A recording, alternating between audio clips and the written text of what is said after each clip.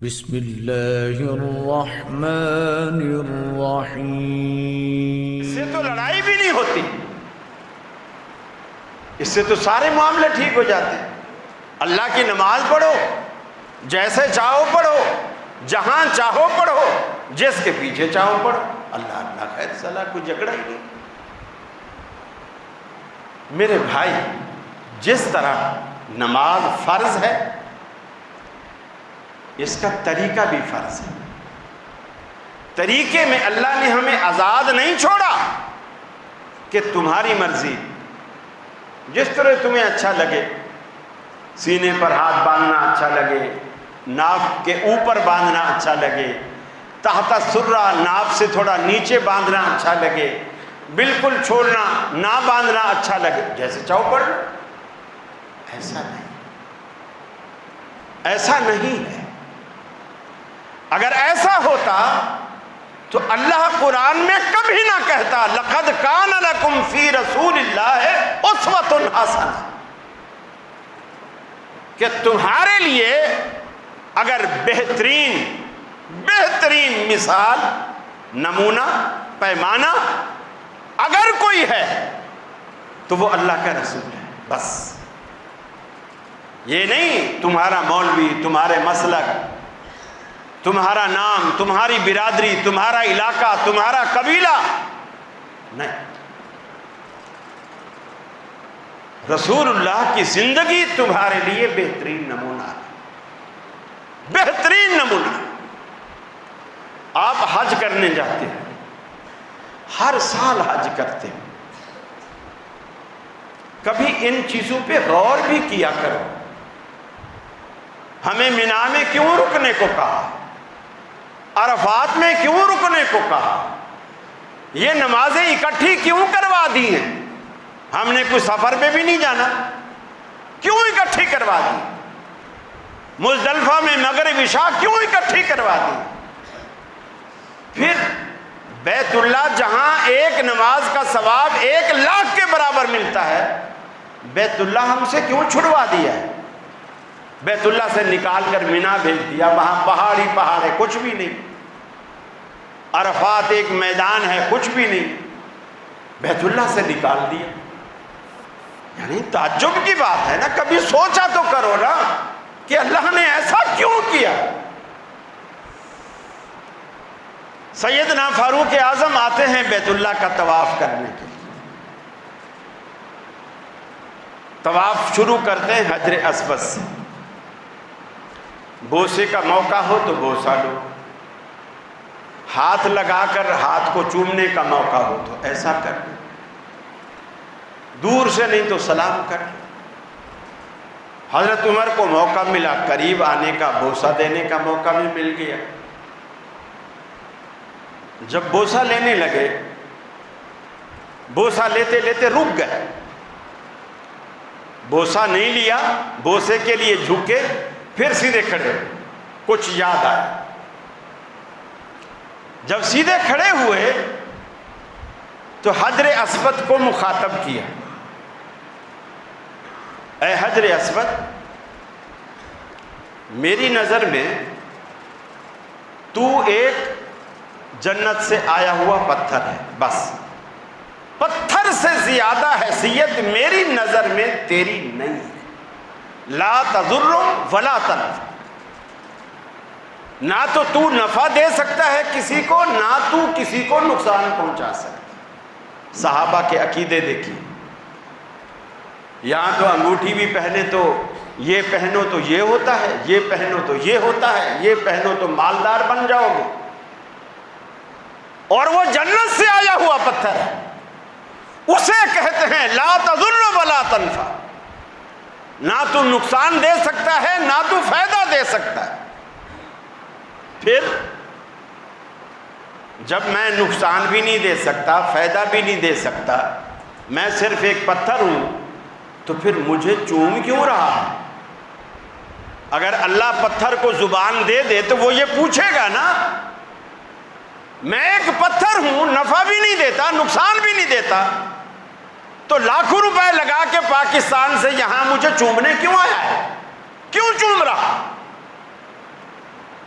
سیدنا فاروق اعظم نے کہا اللہ کی قسم میں تجھے کبھی نہ چومتا، میں تمہیں کبھی نہ چومتا اگر میں نے اپنے پیغمبر جناب محمد الرسول اللہ صلی اللہ علیہ وسلم کو نہ دیکھا ہوتا کہ وہ تجھے بوسہ دیتے ہیں، میں تجھے کبھی بوسہ نہ دیتا۔ میرا بوسہ اس لیے ہے کہ میرے پیغمبر نے تجھے چوما ہے، تیری کسی عظمت یا تیری کسی بڑائی کی وجہ سے نہیں ہے۔ آج اگر میری نظر میں تو اونچا ہوا ہے تو نبی کے بوسے سے اونچا ہوا، تیرا اپنا وجود میرے لیے کوئی حیثیت نہیں رکھتا۔ آپ نے کبھی ایسا سوچا؟ اللہ رب العالمین نے مینا میں نمازیں تو اپنے اپنے وقت پہ پڑھوائی لیکن قصر کروائی، ظہر کی 2، عصر کی 2، عشاء کی 2، فجر کی ویسے 2 ہوتی ہیں، مغرب کی 3 ہوتی ہیں، وہ قصر بھی ہوتی۔ پھر جب عرفات میں گئے ظہر پڑھوائی، ظہر پڑھوا کے عصر 7 پڑھوا دی، حالانکہ قرآن کے حکم کے صریحاً خلاف تھا۔ اللہ قرآن میں کہتا ہے ان الصلاۃ کانت علی المؤمنین کتابا موقوتا، ہم نے نماز مسلمانوں پر اپنے اپنے وقت میں فرض کی ہے، نہ عصر کو ظہر میں پڑھ سکتا ہے کوئی، نہ ظہر کو عصر میں لے جا سکتا ہے، نہ مغرب کو عشاء میں، نہ عشاء کو مغرب میں، ہر نماز اپنے اپنے وقت پہ ہوگی۔ عرفات میں جہاں لوگ آئے نیکیاں کمانے ہیں، اگر آدمی سطحی عقل سے سوچے جو دین کے اس راز کو نہ جانتا ہو وہ تو بولے گا یہ تو ساری نمازیں برباد کروا رہے ہیں۔ اسی لیے تو حنفی نمازیں برباد کر کے آتے ہیں نا، وہ نہیں جمع کرتے، وہ نہیں جمع کرتے، وہ نہیں جمع کرتے۔ اب کوئی پوچھے کہ تم کیوں جمع نہیں کرتے؟ ہمارے امام نے جمع نہیں کی۔ کبھی تنہائی میں پوچھا کرو تمہارا امام کون ہے، تم نے کلمہ کس کا پڑھا؟ اللہ کے رسول نے ظہر پڑھی 2 رکعتیں، اس کے بعد عصر 7 پڑھا، ظہر کے وقت میں، حتیٰ کہ ظہر کے بعد کی سنتیں بھی نہیں پڑھی، اور کہیں جانا بھی نہیں ہے، ظہر سے لے کر مغرب تک رہنا بھی وہی ہے۔ یہ عجیب۔ پھر مغرب آ گئی عرفات میں، آپ نے مغرب چھوڑ دی، حالانکہ مغرب کا وقت بھی کم ہوتا ہے۔ حضرت بلال نے کہا بھی یا رسول اللہ مغرب کی نماز، الصلاۃ الصلاۃ یا رسول اللہ۔ آپ نے فرمایا نماز آگے چل کے پڑھیں گے۔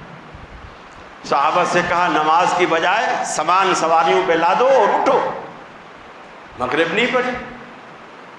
سورج چھپ گیا عرفات میں، مغرب چھوڑ دی۔ مزدلفہ پہنچے، مغرب کا وقت بھی نکل چکا، وہ لالی سب غائب ہو گئی، سیاہی آ گئی، عشاء کا ٹائم آ گیا، مغرب نکل گئی۔ اور کوئی مجبوری میں نہیں نکلی، جان بوجھ کے نکالی ہے، جان بوجھ کے۔ رسول کے مرتبے کو تو سمجھو نا، ساری دنیا کو یہی بتاتے ہو یہ وہابی لوگ گستاخ ہیں، یہ نبی کو مانتے ہی نہیں، نبی کی عزت ہی نہیں کرتے۔ کبھی ٹھنڈے دل سے سوچا کرو نبی کی عزت اصل ہے کیا؟ انگوٹھے چومنے میں نہیں ہے، بات ماننے میں ہے۔ نبی کا اکرام، نبی کی عزت آپ کی اطاعت و فرما برداری میں ہے۔ مزدلفہ میں گئے، مغرب نکل چکی، بلال نے اذان دی، صحابہ نے وضو بنایا، آپ نے پہلے مغرب کی نماز پڑھائی، بیچ میں سنتے نہیں پڑھی، پھر عشاء کی نماز پڑھائی، اس کی 2 رکعتیں پڑھائی، مغرب کی 3 رکعتیں پڑھائی۔ گویا مغرب کو مؤخر کیا عشاء کے ساتھ، عصر کو مقدم کیا ظہر کے ساتھ۔ نماز کے اوقات سارے توڑ دیے، سارے توڑ دیے۔ اللہ نے دنیا کو دکھایا تم ثواب لینے آئے ہو نا، نیکیاں لینے آئے ہو، بخشش چاہنے آئے ہو، کہ تم حج کے بعد ایسے ہو جاؤ جیسے ماں کے بطن سے باہر آئے تھے، تمہاری جسم پر، تمہاری زندگی پر گناہ کا کوئی اثر نہیں تھا، تم حج کے بعد ایسے ہونا چاہتے ہو نا، تو پھر سنو، ہم نے دین نہ تو بیت اللہ کی دیواروں میں، بیت اللہ کے سائے میں رکھا، نہ مطاف میں رکھا، نہ مینا میں رکھا، نہ نمازوں کے اوقات میں رکھا، سارے کا سارا دین جو کچھ رکھا ہے وہ نبی کی پیروی میں رکھا، اور یہی ہمیں پسند نہیں ہے، یہی ہمیں پسند نہیں ہے۔ میرے بھائی، نبی کی پیروی، اللہ رب العالمین دیکھیے دنیا میں کوئی عمل پسند نہیں کرتا سوائے اس عمل کے جو اس کے نبی کی پیروی میں ہو۔ قبولیت کے لیے جو دو بنیادی اور اولی شرطیں ہیں وہ دو ہیں۔ آپ کا وہ کام اللہ کے لیے ہو، ریاکاری، دکھاوا، کوئی اور مقصد نہ ہو، اللہ کے لیے، اور دوسرا مقصد اس عمل کا طریقہ وہ ہو جو رسول اللہ نے اختیار کی۔ میں چاہ رہا ہوں کہ اگلے جمعہ سے ہم یہ سیریز چلائیں تاکہ آپ کو پتہ چلے، آپ عبادت کرتے ہیں تو آپ کو پتہ تو ہو اس عبادت کا مقصد کیا ہے، قبول بھی ہو رہی ہے کہ نہیں۔ آپ رمضان میں 20 رکھتے تو پڑھ کے جا رہے ہیں اور پتہ چلے اجر ایک رکعت کا بھی نہ ملے، کیا فائدہ ہے؟ کیا فائدہ ہے؟ جیسے آج میں ایک خبر پڑھ رہا تھا، کوئی ایک خاص کمپنی کے سونے کے بسکٹ اس نے نکالے ہیں، اس پہ ٹھپے بھی لگے ہوئے 9999 سب۔ سنار نے کسوٹی پہ، کسی بندے نے سستے دور میں جب تھوڑا سا سونا سستا تھا، آپ تو کافی چڑھا ہوا، اچھا خاصا سونا، کروڑوں روپے کا سونا اٹھا لیا کہ اب مہنگا ہوگا تو بیچیں گے۔ اب مہنگا ہوا، اس نے نکالا سونا، نکالا، جس بسکٹ کو چیک کرتے ہیں کسوٹی پر، رگڑتے ہیں، تیزاب کا قطرہ ڈالتے ہیں تو غائب ہو جاتا ہے۔ کروڑوں روپے کا فرق۔ اب اس بندے پر کیا بیتی ہوگی جس نے کروڑوں روپے کا سونا خریدا، اور جب وہ منڈی میں لے کر آئے تو منڈی کے ماہر بولے یہ تو ہے ہی نکلی، اس کا تو پیتل ہے، ہم تو اس کا 1 پیسہ روپیہ بھی نہیں دیں گے تجھے، یہ تو پیتل۔ آپ 20 رکھتے پڑھ کے جائیں، 17 رکھتے عشاء کی بھی آپ پڑھ کے جائیں، کتنے نفل پڑھ کے جائیں، اشراق پڑھ کے جائیں، اور قیامت والے دن جب اللہ کی اس منڈی میں جہاں اللہ آپ کی نیکیوں کا خریدار بنے گا، قیامت والے دن بھی ایک منڈی لگنے والی ہے، اللہ نیکیوں کا خریدار بنے گا، وہاں اگر اللہ آپ کی ان نیکیوں کو دیکھ کر کہہ دے خلیل یہ تو سارا کچھ جعلی لایا ہے، یہ تو سارا کھوٹا ہے، یہ تو سارا کھوٹا ہے، میں واپس کسی کو دے بھی نہیں سکتا، واپس آ بھی نہیں سکتا، دوبارہ میرے پاس ٹائم بھی نہیں ہے کہ میں یہ گناہ بخشوا لوں اور نیکیاں اپنے رسول کے طریقے کے مطابق کر لوں، اس کا مہلت بھی نہیں، کیا بنے گا؟ مسجدوں پہ مسجدیں بنوائے جا رہے ہیں، یہ بھی تو سوچیں ان مسجدوں میں ہم کر کیا رہے ہیں، ان مساجد کا مقاصد، ان مساجد کے مقاصد کیا ہے، مصرف کیا ہے، ہم عبادت کس کی کر رہے ہیں؟ میرے بھائی، ایک تجارت ہے بڑی جو اللہ کے ساتھ کرنے والی ہے، اللہ کے ساتھ فرمایا هل ادلکم علی تجارت تنجیکم من عذاب علیم، کیا میں تمہیں ایسی تجارت نہ بتلاؤں جو تجارتیں تمہارے بنگلے نہ بنائے، تمہارے آفیسز نہ بنائے، بلکہ جنت میں محل بنائے، اللہ کو راضی کرے اور تمہیں دردناک عذاب سے بچائے۔ تنجیکم من عذاب علیم، ایسی تجارت جو تمہیں دردناک عذاب سے بچائے۔ اللہ کے رسول فرماتے ہیں، آپ تشریف فرما ہیں،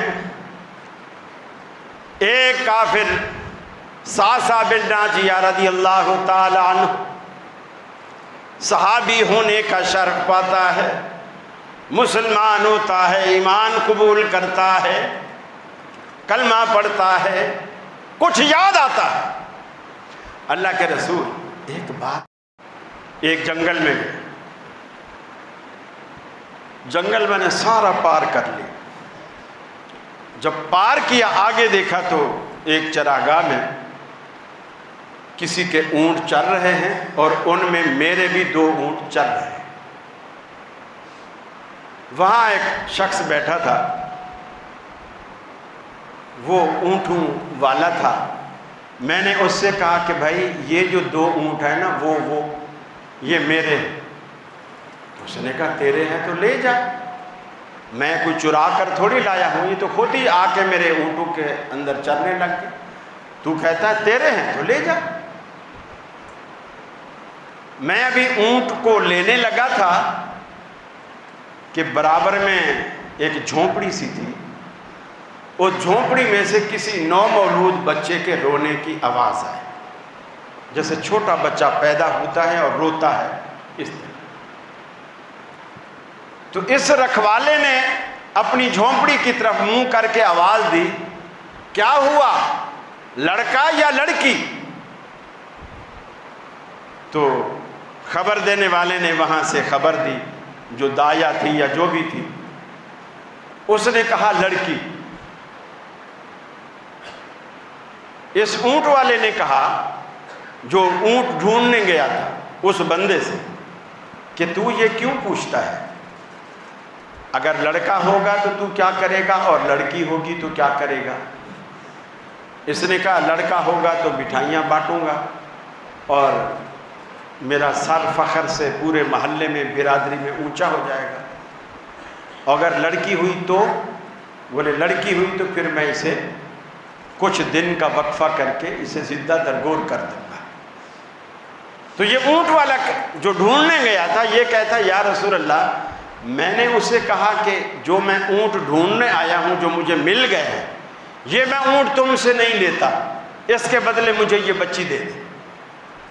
تو کیا کرے گا؟ میں پالوں گا، اپنی بیٹی بناؤں گا، میں اسے رکھوں گا۔ اس نے کہا نہیں، 2 اونٹ نہیں، جس اونٹ پر تو آیا ہے یہ اونٹ بھی مجھے دے، یہ اونٹ بھی مجھے دے۔ میں نے کہا مجھے منظور ہے، لیکن میرا گھر تھوڑا دور ہے، میرے ساتھ کوئی اپنا بندہ بھیج دے، بچی بھی میرے پاس ہوگی، سفر ہم کریں گے، یہ مجھے گھر میں چھوڑ کے، بچی کو بھی گھر میں چھوڑ کے پھر یہ اونٹ واپس لے آئے، آپ تیسرا اونٹ بھی لے لیں۔ وہ راضی ہو، اس نے مجھے چھڑوا دیا، اونٹ واپس لے گیا، بچی بھی میں لے آیا۔ کہتا ہے یا رسول اللہ صلی اللہ علیہ وسلم، مجھے اس کے بعد اتنا چسکا پڑا، اس نیکی کا اتنا چسکا پڑا، اونٹ تو میرے پاس بہت تھے، میں نے سب سے پہلے یہ پتہ کروایا پورے آس پاس کے علاقوں سے کہ کون کون سے قبیلے ہیں جو بچیوں کو زندہ درگور کرتے ہیں۔ مجھے پتہ چلا وہ قبیلہ، وہ قبیلہ، وہ قبیلہ۔ اب میں 2 کی بات ہی نہیں کرتا تھا، 4 اونٹ لے جاتا تھا، ایک پہ سوار ہوتا تھا اور 3 اونٹ ان کو دے کے جہاں بھی بچی پیدا ہوتی بچی اٹھوا لیتا تھا۔ اس نے کہا یا رسول اللہ، آج اسلام قبول کرنے سے پہلے میرے گھر میں 360 بچیاں ہیں جو میں نے عرب قبائل سے اٹھائی ہیں جن کو لوگ زندہ درگور کرنا چاہتے تھے، اور میں نے ہر بچی کے بدلے 3 اونٹ دے کر وہ بچی اٹھائی۔ اللہ کے رسول، یہ نیکی اللہ قبول کرے گا اور اب مجھے اس کا اجر دے گا؟ اللہ کے رسول نے اپنا سر مبارک اٹھایا تو آپ کی داڑھی مبارک آنسو سے تر تھی۔ اب وہ کفر میں، اس کا جذبہ دیکھو، کفر میں آپ نے فرمایا پہلا انعام تو اللہ نے دنیا میں تجھے یہ دیا کہ اس نے تجھے اسلام کی ہدایت دی اور تو آج صاحب ایمان ہو گیا، یہ تو دنیا میں اس نے انعام دیا۔ اور آخرت کا انعام فرمایا میں ضامن ہوں اس بات کا کہ اللہ رب العالمین تمہیں جنت میں عالی شان محل دے گا، اور تیرے اونٹوں کے بدلے کئی نعمتیں اللہ رب العالمین جنت میں تجھے دے گا۔ میرے بھائی، نیکی کفر میں بھی بندہ کرتا ہے نا، اللہ اسے ضائع نہیں کرتا، اس کا اجر دیتا۔ آپ تو مسلمان ہیں، آپ مسلمان ہو کر اپنی نیکیاں کیوں ضائع کر رہے ہیں؟ کیوں ضائع کر رہے ہیں؟ نبی کے طریقے کے مطابق اپنے عمل کو لے آئیے، روزے کو، حج کو، زکوٰۃ کو، نماز کو، صدقات کو، خیرات کو، پھر اللہ سے اس کا اجر پائیے۔ پھر دیکھیے ہمارے شہر کا امن کیسے لوٹتا ہے۔ اللہ سے دعا ہے اللہ رب العالمین ہمیں عمل کی توفیق عطا فرمائے۔ وآخر دعوانا ان الحمد للہ رب العالمین۔